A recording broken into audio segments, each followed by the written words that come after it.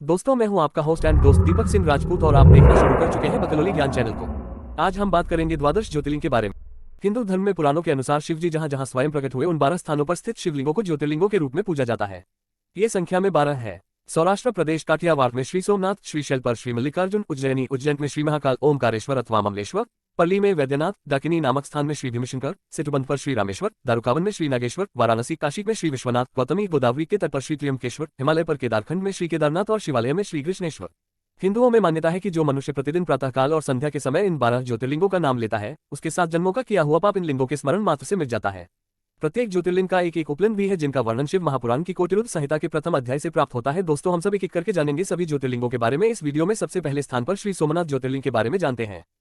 सोमनाथ मंदिर। सोमनाथ मंदिर का निर्माण मैत्रक गुर्जर वंश तथा पुनर्निर्माण नागभट्ट व मिहिर भोज ने किया था। सोमनाथ मंदिर भूमंडल में दक्षिण एशिया स्थित भारतवर्ष के पश्चिमी छोर पर गुजरात नामक प्रदेश स्थित अत्यंत प्राचीन व ऐतिहासिक शिव मंदिर का नाम है। यह भारतीय इतिहास तथा हिंदुओं के चुनिंदा और महत्वपूर्ण मंदिरों में से एक है। इसे आज भी भारत के 12 ज्योतिर्लिंगों में सर्वप्रथम ज्योतिर्लिंग के रूप में माना जाना जाता है। गुजरात के सौराष्ट्र क्षेत्र के वेरावल बंदरगाह में स्थित इस मंदिर के बारे में कहा जाता है कि इसका निर्माण स्वयं चंद्रदेव ने किया था, जिसका उल्लेख ऋग्वेद में स्पष्ट है। यह मंदिर हिंदू धर्म के उत्थान पतन के इतिहास का प्रतीक रहा है। अत्यंत वैभवशाली होने के कारण इतिहास में कई बार यह मंदिर तोड़ा तथा पुनर्निर्मित किया गया। वर्तमान भवन के पुनर्निर्माण का आरंभ भारत की स्वतंत्रता के पश्चात लौह पुरुष सरदार वल्लभ भाई पटेल ने करवाया और 1 दिसंबर 1955 को भारत के राष्ट्रपति डॉक्टर राजेंद्र प्रसाद जी ने इसे राष्ट्र को समर्पित किया। सोमनाथ मंदिर विश्व प्रसिद्ध धार्मिक व पर्यटन स्थल है। मंदिर प्रांगण में रात 7:30 से 8:30 बजे तक 1 घंटे का साउंड एंड लाइट शो चलता है, जिसमें सोमनाथ मंदिर के इतिहास का बड़ा ही सुंदर सचित्र वर्णन किया जाता है। लोक कथाओं के अनुसार यही श्री कृष्ण ने देहत्याग किया था। इस कारण इस क्षेत्र का और भी महत्व बढ़ गया। सोमनाथ जी के मंदिर की व्यवस्था और संचालन का कार्य सोमनाथ ट्रस्ट के अधीन है।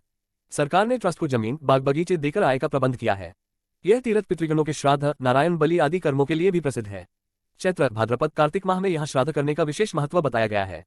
इन 3 महीनों में यहाँ श्रद्धालुओं की बड़ी भीड़ लगती है। इसके अलावा यहाँ 3 नदियों हिरण, कपिला और सरस्वती का महासंगम होता है। इस त्रिवेणी स्नान का विशेष महत्व है। प्राचीन हिंदू ग्रंथों के अनुसार में बताए कथानक के अनुसार सोम अर्थात चंद्र ने दक्ष प्रजापति राजा की 27 कन्याओं से विवाह किया था, लेकिन उनमें से रोहिणी नामक अपनी पत्नी को अधिक प्यार व सम्मान दिया कर होते हुए अन्याय को देखकर क्रोध में आकर दक्ष ने चंद्रदेव को शाप दे दिया कि अब से हर दिन तुम्हारा तेज कांति चमक क्षीण होता रहेगा। फलस्वरूप हर दूसरे दिन चंद्र का तेज घटने लगा। शाप से विचलित और दुखी सोम ने भगवान शिव की आराधना शुरू कर दी। अंततः शिव प्रसन्न हुए और सोमचंद्र के शाप का निवारण किया। सोम के कष्ट को दूर करने वाले प्रभु शिव का स्थापन यहाँ करवाकर उनका नामकरण हुआ सोमनाथ। ऐसी मान्यता है कि श्री कृष्ण भालू का तीरथ पर विश्राम कर रहे थे। तभी शिकारी ने उनके पैर के तलुए में पद्मचिन्ह को हिरण की आंख जानकर अनजाने में तीर मारा था। तभी कृष्ण ने देह त्याग कर यहीं से वैकुंठ गमन किया। इस स्थान पर बड़ा ही सुंदर कृष्ण मंदिर बना हुआ है। सर्वप्रथम एक मंदिर ईसा के पूर्व में अस्तित्व में था, जिस जगह पर द्वितीय बार मंदिर का पुनर्निर्माण 7वीं सदी में वल्लभी के मैत्रक राजाओं ने किया। 8वीं सदी में सिंध के अरबी गवर्नर जुनायद ने इसे नष्ट करने के लिए अपनी सेना भेजी। गुर्जर प्रतिहार राजा नागभट्ट ने 815 ईस्वी में इसका 3री बार पुनर्निर्माण किया।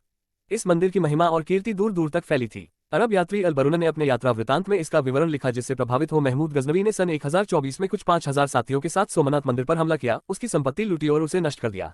50,000 लोग मंदिर के अंदर हाथ जोड़कर पूजा अर्चना कर रहे थे, प्रायः सभी कत्ल कर दिए गए।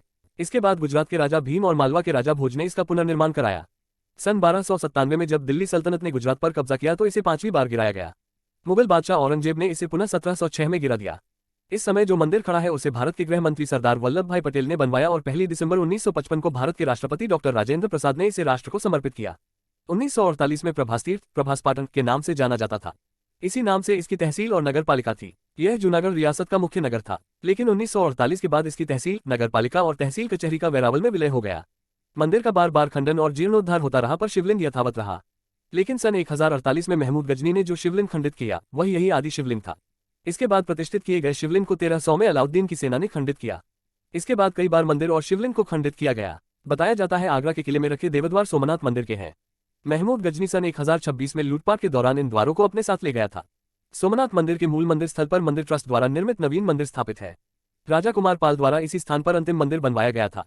सौराष्ट्र के मुख्यमंत्री उच्छनराय नवलशंकर ढेबर ने 19 अप्रैल 1940 को यहाँ उत्खनन कराया था। इसके बाद भारत सरकार के पुरातत्व विभाग ने उत्खनन द्वारा प्राप्त ब्रह्मशिला पर शिव का ज्योतिर्लिंग स्थापित किया है।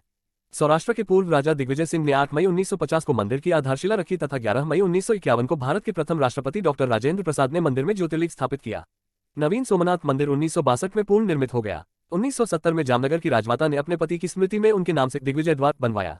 इस द्वार के पास राजमार्ग है और पूर्व गृहमंत्री सरदार वल्लभ भाई पटेल की प्रतिमा है।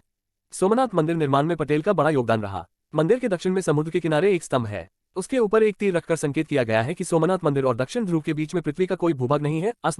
इस स्तंभ को बन स्तंभ कहते हैं। मंदिर के पृष्ठभाग में स्थित प्राचीन मंदिर के विषय में मान्यता है कि यह पार्वती जी का मंदिर है। जवाहरलाल नेहरू ने सोमनाथ मंदिर के पुनर्निर्माण के प्रस्ताव का हिंदू पुनरुत्थानवाद कहकर विरोध भी किया। उस समय नेहरू से हुई बहस को कन्हैयालाल मुंशी ने अपनी पुस्तक पिलग्रिमेज टू फ्रीडम में दर्ज किया है। वे लिखते हैं, कैबिनेट की बैठक के अंत में जवाहरलाल ने मुझे बुलाकर कहा, मुझे सोमनाथ के पुनरुद्धार के लिए किया जा रहा आपका प्रयास पसंद नहीं आ रहा। यह हिंदू पुनरुत्थानवाद है। मैंने जवाब दिया कि मैं घर जाकर जो कुछ भी घटित हुआ है उसके बारे में आपको जानकारी दूंगा। दिसंबर 1922 में मैं उस भग्न मंदिर की तीर्थ यात्रा पर निकला। वहां पहुंचकर मैंने मंदिर में भयंकर दुरवस्था देखी, अपवित्र, जला हुआ और ध्वस्त। पर फिर भी वह दृढ़ खड़ा था, मानो हमारे साथ की गई कृतघ्नता और अपमान को न भूलने का संदेश दे रहा हो। उस दिन सुबह जब मैंने पवित्र सभामंडप की ओर कदम बढ़ाए तो मंदिर के खंभों के भग्नावशेषों और बिखरे पत्थरों को देखकर मेरे अंदर अपमान की कैसी अग्निशिखा प्रज्वलित हो उठी थी, मैं बता नहीं सकता। के.एम. मुंशी आगे लिखते हैं, नवंबर 1947 के मध्य में सरदार प्रभास पाटन के दौरे पर थे, जहां उन्होंने मंदिर का दर्शन किया। एक सार्वजनिक सभा में सरदार ने घोषणा की, नए साल के इस शुभ अवसर पर हमने फैसला किया है कि सोमनाथ का पुनर्निर्माण करना चाहिए। सौराष्ट्र के लोगों को अपना सर्वश्रेष्ठ योगदान देना होगा। यह एक पवित्र कार्य है जिसमें सभी को भाग लेना चाहिए। कुछ लोगों ने प्राचीन मंदिर के भग्नावशेषों को प्राचीन स्मारक के रूप में संजोकर रखने का सुझाव दिया, जिन्हें मृत पत्थर जीवन स्वरूप की तुलना में अधिक प्राणवान लगते थे। लेकिन मेरा स्पष्ट मानना था कि सोमनाथ का मंदिर कोई प्राचीन स्मारक नहीं, बल्कि प्रत्येक भारतीय के हृदय में स्थित पूजा स्थल था, जिसका पुनर्निर्माण करने के लिए अखिल राष्ट्र प्रतिबद्ध था। मंदिर संख्या 1 के प्रांगण में हनुमान जी का मंदिर, प्रदीप विनायक, नवदुर्गा खोडियार, महारानी अहिल्याबाई होलकर द्वारा स्थापित सोमनाथ ज्योतिर्लिंग, अहिलेश्वर, अन्नपूर्णा, गणपति और काशी विश्वनाथ के मंदिर हैं। अघोरेश्वर मंदिर नंबर 6 के समीप भैरवेश्वर मंदिर, महाकाली मंदिर, दुखहरण जी की जल समाधि स्थित है। पंचमुखी महादेव मंदिर कुमारवाड़ा में, विलेश्वर मंदिर नंबर 12 के नजदीक और नंबर 15 के समीप राम मंदिर स्थित है। नागरों के इष्टदेव हरकेश्वर मंदिर, देवी हिंगलाज का मंदिर, कालिका मंदिर, बालाजी मंदिर, नरसिंह मंदिर, नागनाथ मंदिर समेत कुल 42 मंदिर नगर के लगभग 10 किलोमीटर क्षेत्र में स्थापित हैं। वेरावल प्रभास क्षेत्र के मध्य में समुद्र के किनारे मंदिर बने हुए हैं। शशिभूषण मंदिर, भीलभंजन गणपति, बानेश्वर, चंद्रेश्वर, रत्नेश्वर, कपिलेश्वर, रोटलेश्वर, भालुका तीर्थ है। भालकेश्वर, प्रागटेश्वर, पद्मकुंड, पांडवकूप, द्वारिकानाथ मंदिर, बालाजी मंदिर, लक्ष्मीनारायण मंदिर, रुद्रेश्वर मंदिर, सूर्य मंदिर, हिंगलाज गुफा, गीता मंदिर, वल्लभाचार्य महाप्रभु की 65वीं बैठक के अलावा कई अन्य प्रमुख मंदिर है। प्रभास खंड में विवरण है कि सोमनाथ मंदिर के समयकाल में अन्य देव मंदिर भी थे। इनमें शिवजी के 135, विष्णु भगवान के 5, देवी के 25, सूर्यदेव के 16, गणेश जी के 5, नाग मंदिर 1, क्षेत्रपाल मंदिर 1, कुंड 19 और नदियां 9 बताई जाती हैं। एक शिलालेख में विवरण है कि महमूद के हमले के बाद 21 मंदिरों का निर्माण किया गया। संभवतः इसके पश्चात भी अनेक मंदिर बने होंगे। सोमनाथ से करीब 200 किलोमीटर दूरी पर प्रमुख तीर्थ श्री कृष्ण की द्वारिका है। यहाँ भी प्रतिदिन द्वारिकाधीश के दर्शन के लिए देश विदेश से हजारों की संख्या में श्रद्धालु आते हैं। यहाँ गोमती नदी है, इसके स्नान का विशेष महत्व बताया गया है। इस नदी का जल सूर्योदय पर बढ़ता जाता है और सूर्यास्त पर घटता जाता है, जो सुबह सूरज निकलने से पहले मात्र 1-1.5 फीट ही रह जाता है। आप सभी का वीडियो में बने रहने के लिए धन्यवाद।